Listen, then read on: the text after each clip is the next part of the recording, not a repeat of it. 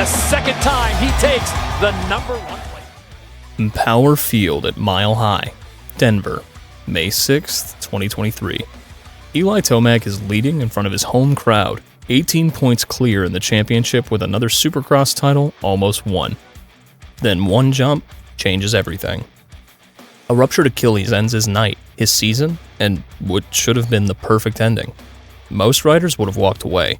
Instead, Tomac came back. Since that night, he's broken his fibula, torn ligaments in his thumb, and been stretchered off Fox Raceway with a neck injury. He switched manufacturers at 33 and still puts himself back on the gate, which raises a bigger question than whether Eli Tomac can still win. Why does a man with nothing left to prove keep risking everything? Tomac grew up outside Cortez, Colorado. His dad, John, managed his career and was at nearly every race. That detail matters more than it sounds. John Tomac won more mountain bike races than anyone alive by the time he retired in 2005. Mountain Bike Hall of Fame, class of 91. He understood the gap between being good and being all-time, and he spent decades passing that understanding down. Eli didn't grow up with a dad who watched racing on the couch. He grew up with a man who knew exactly what it cost. That kind of childhood changes the way a rider sees pressure. John Tomac didn't have to tell Eli that talent wasn't enough. He for sure is like my mentor. Yeah. He lived the difference between being fast for a weekend and building a career that lasts.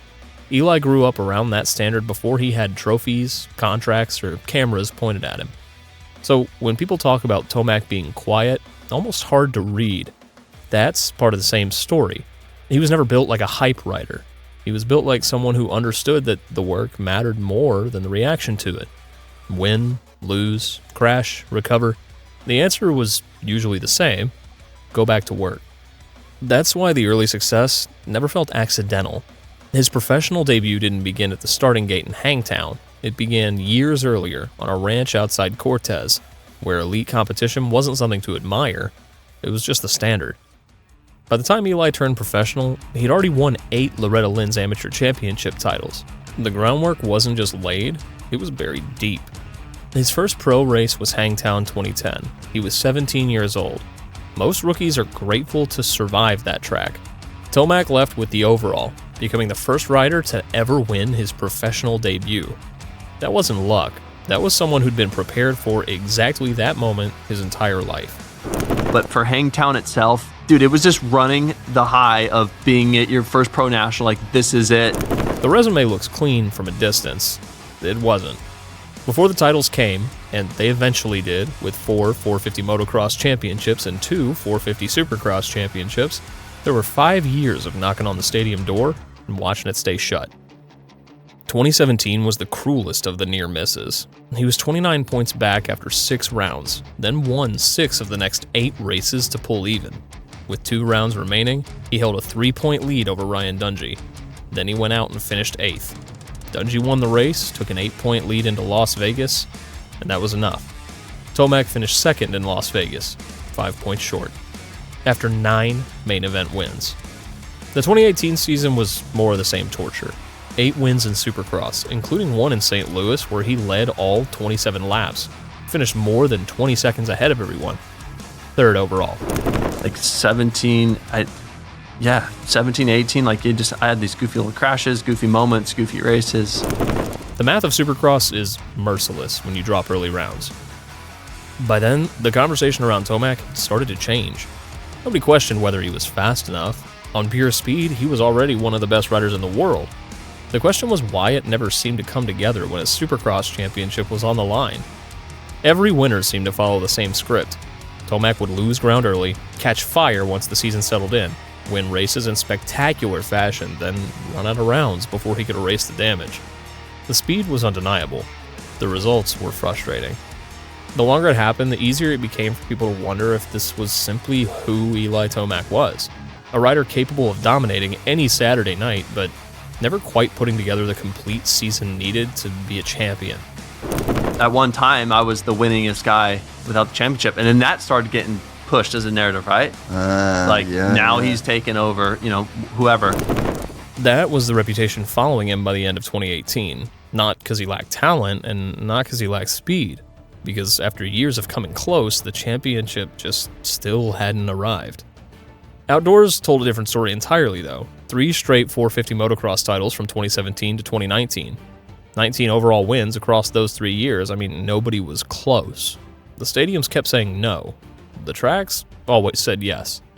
That tension, dominant outdoors, frustrated indoors, it defined the first few years of his 450 career. The 2020 Supercross season finally broke it open. 7 wins from 17 rounds. Championship clinched. And Eli Tomac, he's your 2020 Monster Energy AMA Supercross, a FIM World Champion. He became only the 10th rider to hold titles in both the 450 and 250 classes of Supercross and Motocross combined. The door opened. Whatever happens from here, 2022 belongs to nobody else. He'd moved to Monster Energy Star Racing Yamaha for the season. New team, question mark over the whole thing until Anaheim 1 answered it. 7 main event wins across the Supercross season, 11 podiums, 359 points. He sealed the title at round 16 in Denver, the first Supercross champion Yamaha had produced since 2009. Eli Tomac, for the second time, he takes the number 1 plate. Then he went outdoors and didn't stop. The 450 Motocross Championship came down to Fox Raceway in Pala. He swept both motos, won the title by 7 points over Chase Sexton, and became the first rider since Ryan Dungey in 2015 to win both the AMA Supercross and Motocross Championships in the same year. Goes 1-1 to win the 2022 Pro Motocross 450 Championship. Wow, congratulations. He was also on the USA team at the Motocross of Nations that fall. They won. First time doing so in 11 years. From the outside, that season felt less like another chapter and more like a closing statement. Feels so cool to do it here at Redbud, on the home turf. That was a true team effort. Tomac had already been great, but 2022 made the argument hard to keep debating. He changed teams when most riders would have just protected their legacy, then turned the risk into one of the strongest seasons of his career. There wasn't much left to question. He'd proven he could win after changing manufacturers. He'd reclaimed the Supercross title, backed it up outdoors, and helped return the Motocross of Nations trophy to the United States. For a rider who had spent so many years being judged by the races that got away, 2022 gave him the kind of season that made the whole career feel complete. But the important part wasn't just that he won, it was how little drama there was once the season got rolling. The Yamaha move could have looked like a late career gamble that exposed him. New bike, new program, new people, new rhythm, everything that usually gives a rider an excuse to need time. Tomac didn't need time. He made the change look simple, which might be the hardest thing to do at that point in a career. This wasn't a young rider learning how to win or a prospect getting his first real shot. This was already Eli Tomac, carrying every expectation that came with his name, and somehow the switch made him look even more complete. That's what made 2022 feel different from the other great Tomac seasons. It didn't feel like a hot streak, it felt controlled. The wild speed was still there, but the season had a steadiness that had been missing in some of the years before. He wasn't just winning races, he was answering the one criticism that had followed him for most of his 450 career, that the speed was there, but the perfect season just always slipped away. In 2022, it didn't slip away. That's the summit.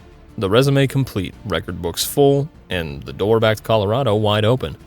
Tomac could have walked through it then. He didn't. The 2023 season started with a cloud already over it. People in the industry had been noting for 2 years running that he kept calling the upcoming season his last, and yet, here he was, healthy, leading by 18 points at round 16. He got into turn 1 and 3rd at Denver, ripped through the whoops, and took the lead by the end of lap 1. His crowd was screaming. He was on his way. Then lap 3, a rhythm section. Eli came up short. He managed to stay on the bike, but the force of the impact ruptured his Achilles tendon. Dude, you could say I barely overjumped the over. Barely. And then my Achilles just popped. He rode out of the main event with his foot lifted off the peg and never looked back at the scoreboard. For a few seconds, almost nobody realized what had actually happened. There hadn't been a spectacular crash. There was no cartwheeling bike or violent impact. It looked like one slightly awkward landing in a rhythm lane. The kind riders saved dozens of times over the course of a season. That's what made it so cruel. The championship didn't disappear because he got beaten. It disappeared because one tendon failed at exactly the wrong moment. Everything had lined up for the storybook finish. He was racing in Colorado with the points lead, 1 round away from another Supercross title, in front of the fans who had watched him grow from a kid on a ranch outside Cortez into one of the sport's all-time greats. Instead of celebrating a championship, he coasted off the track knowing something was badly wrong before anyone else fully understood it. By the time the diagnosis came, the conversation had changed from when Eli Tomac would clinch the title to whether they had just watched the beginning of the end. Surgery came the next day in Vail. The rest of the 2023 season was gone. Motocross, Super Motocross playoffs, all of it. When someone later asked him about the darkest moments of his career, he didn't flinch. The worst heartbreak of all, of course, is 2023, he said. That one, you shake your head at. Shake your head at, not rage at, not collapse under. That's the Cortez in it, the rancher's son, the mountain biker's kid. Quiet, hard, practical. You shake your head, then you go back to work. What happened next deserves the most attention because really it tells you exactly who Eli Tomac is. A ruptured Achilles at 30, 6 championships already in the books, a sport getting younger every year. His position in the record books was secure and he didn't have really anything left to prove to anyone. The smart exit was right there. And he came back in 2024. Consistency was still the problem early in the Supercross season. He was still adapting to an all-new Yamaha while working back from the injury. In the second half, he found his pace, picked up several podiums, and won round 12 in St. Louis. Then, a thumb injury wiped out his first 9 outdoor rounds entirely. Budds Creek was the return, 7th overall. Then a podium the following weekend at Ironman. The season just never had a chance to come together. That season never gave him a fair read on where he actually stood. Every time it looked like the comeback was finally gathering momentum, something interrupted it before the picture became clear. The St. Louis win reminded everyone the speed hadn't disappeared. The podium at Ironman showed everyone that he could still run with the front outdoors. But there was never a long enough stretch to answer the question everyone kept asking. Was Eli Tomac still capable of putting together another championship season, or were they only seeing flashes of the rider he'd been? Instead of settling the debate, 2024 pushed it into another winter. Then Tampa in February 2025 brought a broken left fibula in qualifying. Surgery, a plate, crutches. On the way to getting better, I have a small plate in my leg now, and I was able to get that fixed. The injury hit in exactly the window he'd started to show real speed. The week before Tampa, he'd won in San Diego. 11 consecutive years with at least one Supercross main event win. Tampa wiped that title run before it could build. The through line that's really hard to ignore is every time he's set up to exit cleanly, the sport takes the exit from him first. The Achilles ended 2023 before he could decide anything. The fibula ended 2025 before it got started. It's never him who pulls the plug. Yamaha ran out of room. Hayden Deegan was moving to the 450 class. Cooper Webb had the Supercross championship locked down. The door at Star closed, so Tomac found another one. Red Bull KTM signed him for 2026. 33-year-old Tomac, a decade of scars behind him, and a team that had spent years trying to beat him. Their manager summed up the move perfectly.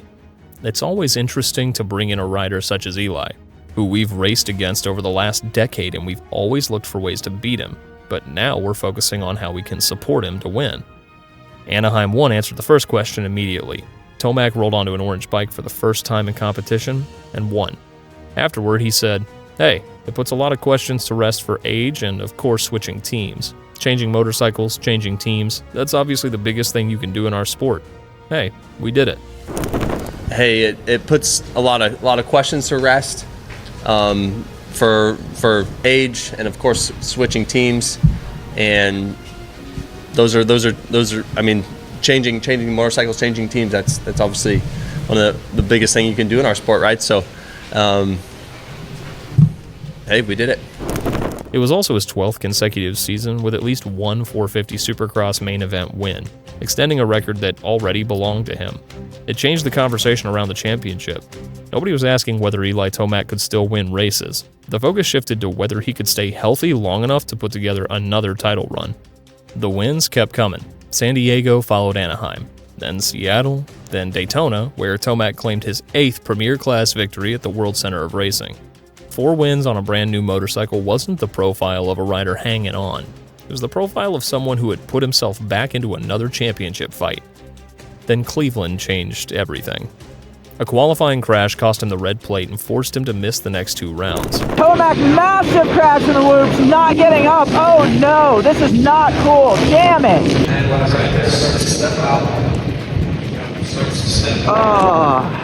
By the time the series reached Salt Lake City, the championship had slipped out of reach.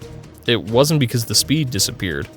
It was because another injury had interrupted a season that had been building towards something much bigger. Salt Lake proved that point one last time. Tomac set the fastest qualifying time of the night, reminding everyone that the pace was still there. Then the heat race ended his evening before the main event ever began. He finished the 2026 Supercross season 4th in points behind Ken Roczen, Hunter Lawrence, and Cooper Webb. Once again, the title slipped away for reasons that had little to do with outright speed. Supercross was done. Outdoors was next. Round 1 of the 2026 Pro Motocross season, Pala, California. This was supposed to be the start of a push toward another outdoor title, the first on the KTM.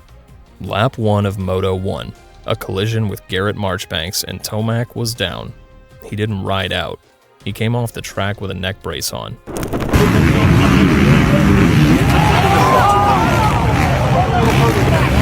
The diagnosis? A badly stretched neck ligament and a torn muscle beside it.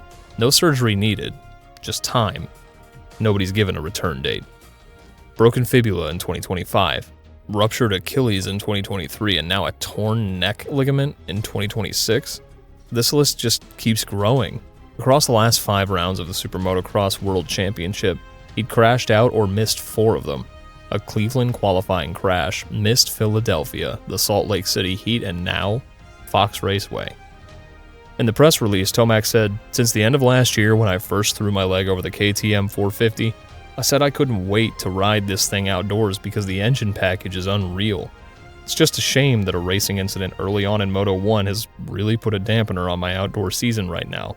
But I'll follow my doctor's orders and rest up with every intention of getting back out there sometime this season."